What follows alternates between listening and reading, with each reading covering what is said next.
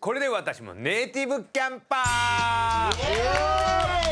さあ今話題のオンライン英会話、ネイティブキャンプを利用して皆さんと一緒に英語を勉強していきたいと思います、早速先生を呼んでみましょう。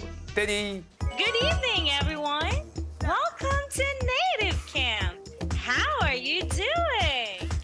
I'm fine. Great. I'm Teacher Teddy. Let's learn some English together.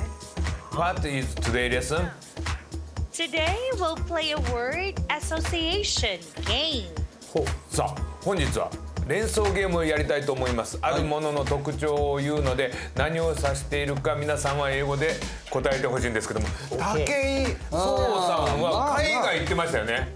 そうですね、アメリカに3年ちょっとぐらいね。ということはもう全部ヒアリングは大丈夫？No problem。これは上出来ですよ。それじゃあプリーズスタート。Okay, let's get started. The first clue is it's about nature. ネイチャーって何？ネイチャー、自然にまつわるもの。自然にまつわるものでしょ。はい。なんか言ってみてください。なんかある？自然現象。ウェザー？ウェザー。天気。ウェザいやー違うじゃん。No. No. レインボー。レインボー。お、虹。あ、いいかも。No. じゃあ next hint please. The next clue is はい。there are many trees. 目にわかった。目にツリー。たくさんの木がある。わかりましたね、これは。じゃあ、はい。当ててもいいいいよ。ですか？もういっちゃって。ジャングル。Almost there. Almost there. 近いよ。近い。ジャングルではない。そういうな木がいっぱいあるとこ。なんていう？ The forest。フォレスト。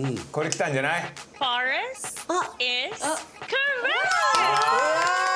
なんだ。フォレスト？フォレスト。All right. The answer is forest. Now let's practice together.